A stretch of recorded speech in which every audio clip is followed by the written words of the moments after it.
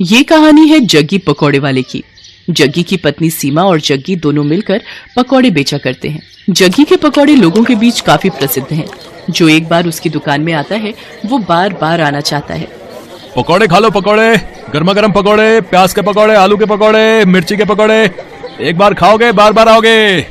राजू और उसके दोस्त दिनकर को आज पकौड़े खाने का मन हुआ तो वे नुक्कड़ के पकौड़ों की सबसे फेमस दुकान यानी जग्गी पकौड़े वाले की दुकान की ओर बढ़ चले। आज सही समय पर निकले हम दोनों, नहीं तो जब तक जग्गी की दुकान पर पहुंचते थे उसकी दुकान के सारे पकौड़े खत्म हो जाते थे। आज तो जमकर पकौड़े खाऊंगा। जग्गी के मिर्च वाले पकौड़े तो इतने स्वादिष्ट होते हैं भाई कि क्या बताऊं यार। एक बार मेरी बीवी मुझसे नाराज चल रही थी, उस रोज मैं उसके लिए जग्गी के पकौड़े ले आया। अरे राजू भाई क्या बताऊं, एक वो दिन है और आज का दिन है। मेरी बीवी मेरे से ऊंची आवाज में बात तक नहीं करती, नाराज होना तो छोड़ ही दो। राजू और दिनकर बातें करते हुए जग्गी की दुकान के बिल्कुल नजदीक पहुंच गए थे। तभी उन्हें दूर से जग्गी की दुकान पर भारी भीड़ दिखाई दी। अरे दिनकर भाई, कहीं आज भी हम लोग लेट तो नहीं हो गए?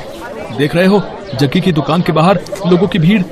दिनकर दुकान की ओर देखता है, लेकिन एक बात उसे अजीब सी लगती है। उसने देखा कि दुकान के बाहर जितने लोग थे लगभग सभी के हाथ में डंडे थे, कुछ ने पत्थर भी उठा रखे थे।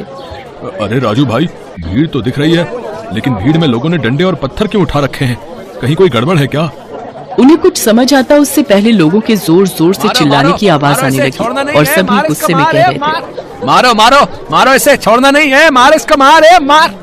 उसके बाद दिनकर और राजू ने देखा कि वहाँ खड़ी भीड़ जग्गी को दुकान से खींचकर बाहर निकाल रही है। बाहर निकल, बाहर निकल, निकल। आज हम तुम्हें तुम्हारी हरकतों की वो सजा देंगे कि तू जिंदगी भर याद रखेगा। ये कहकर भीड़ में खड़े एक आदमी ने डंडे का जोर का प्रहार जग्गी पर किया। जग्गी दर्द से कराहने लगा। उसके बाद तो कई लोग डंडे से उसे मारने लगे। उसके सिर से खून निकलने लगा। वो लोगों के आगे हाथ जोड़कर माफी मांगने लगा। छोड़ दीजिए मुझे। तुम्हें छोड़ दूं? हैं? तुम्हारे जैसे बेशर्म पकौड़े वाले को छोड़ना मतलब तुम्हें गलत काम करने की छूट देना। ये कहकर भीड़ में से ही एक आदमी ने अपने हाथ में लिया पत्थर उठाया और उसकी ओर तान दिया। ये देखकर जग्गी दुकान से निकलकर तेजी से भागने लगा। ये लोग तो मेरी जान ही ले लेंगे, मुझे किसी भी तरह यहाँ से निकलना होगा। जग्गी आगे आगे भाग रहा था और गुस्साई भीड़ उसके पीछे। राजू और दिनकर को अभी भी समझ नहीं आ रहा था कि आखिर ऐसा क्या हो गया कि लोग जग्गी के पीछे पड़े हैं। लोग उसे बेशर्म पकौड़े वाला क्यों कह रहे हैं? लोगों के इस तरह जग्गी पर भड़कने का कारण समझने के लिए कुछ समय पीछे जाना पड़ेगा। 410, 430, 490, 500, आज की कमाई 500। अगर इसी तरह कमाई होती रही तो तेरे लिए चांदी की पायल बनवा दूंगा। अजी मुझे पायल वायल नहीं चाहिए। क्यों, क्या हुआ? हमेशा तो गहने की रट लगाए रहती है। हाँ गहने मुझे चाहिए, लेकिन ईमानदारी के पैसे से। अरे तो मैं कौन सा स्मगलिंग कर रहा हूँ, ईमानदारी से ही तो पैसे कमा रहा हूँ। देखिए जी, ये आपको भी पता है आप कैसे पैसे कमा रहे हैं। पकौड़ों को बनाने के लिए आप क्या करते हैं? अगर किसी को पता लग गया ना तो फिर बवाल हो जाएगा, कोई आपको छोड़ेगा नहीं। अरे तू चुपचाप रह, फालतू की बड़बड़ मत कर। मुझे जैसे बेचना है पकौड़े मैं वैसे ही बेचूंगा। जग्गी बहुत ही बेशर्म इंसान था। वो पकौड़े तो बेचता था लेकिन बहुत ही गंदे तरीके से। वो पकौड़े के गोलों को पहले अपने गंदे बगल के तले दबाता और फिर पकौड़ियाँ तलता। उसे ये सब करने में बहुत मजा आता था। ये हो गए पकौड़े के गोले तैयार। अब इसे दबाता हूँ अपने गंदे बदबूदार बगल के तले। ये लो, ये दब गया। अब इसे डालता हूँ कढ़ाई में। ये कहकर उसने पकौड़ों को कढ़ाई में डाला। कढ़ाई से निकलने के बाद उसने पकौड़ों की ओर गौर से देखा और मन ही मन मुस्कुराते हुए बोला, ये लो, ये हो गए मेरे असली पकौड़े तैयार। सीमा मुझे और बेसन दे, मुझे पकौड़ों के और गोले बनाने हैं। सीमा अपने पति को हर दिन ये गंदी हरकत करते देखती और उसे टोकती, लेकिन वो अपनी बेशर्मी से बाज नहीं आता था।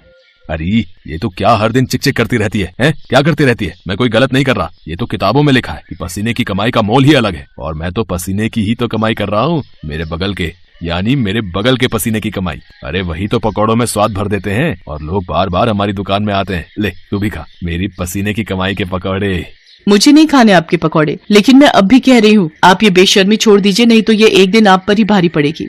लेकिन जग्गी पर अपनी बीवी की बातों का कोई प्रभाव नहीं पड़ता। वो अपनी बेशर्मी जारी रखता और अपने ग्राहकों को जो उस पर इतना विश्वास करते थे उन्हें पसीने से सने गंदे पकौड़े देता। समय इसी तरह बीत रहा था और जग्गी की बेशर्मी भी जारी थी। इस बीच सीमा गर्भवती हो गई। सीमा बहुत खुश थी। जग्गी भी ये खबर सुनकर बहुत खुश था।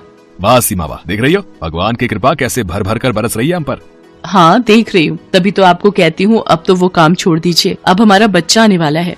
अरे तो फिर से शुरू हो गई, तुझे क्या दिक्कत है? क्या दिक्कत है मेरी तरक्की से? कभी कभी तो लगता है कि तू मेरी सबसे बड़ी दुश्मन है।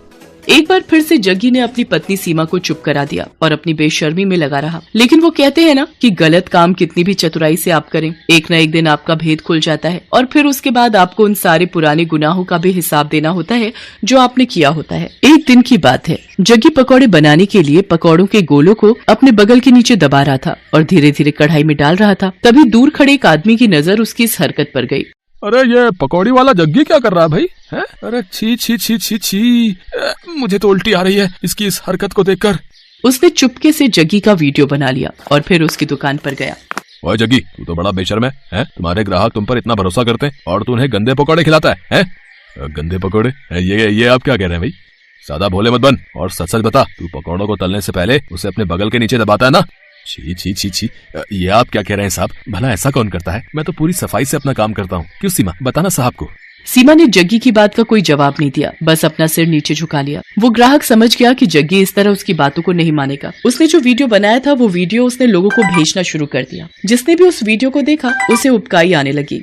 छी छी छी, बाप रे, मैंने भी तो इसके यहाँ के पकौड़े खाए थे। वो ऐसे पकौड़े बनाता है? इस तरह से तो वो लोगों की सेहत से खिलवाड़ कर रहा है।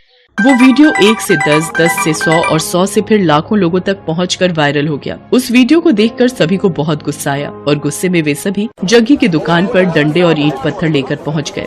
आज छोड़ना नहीं इसको, इसकी सारी बेशर्मी आज हम निकाल देंगे, मार देंगे इसे।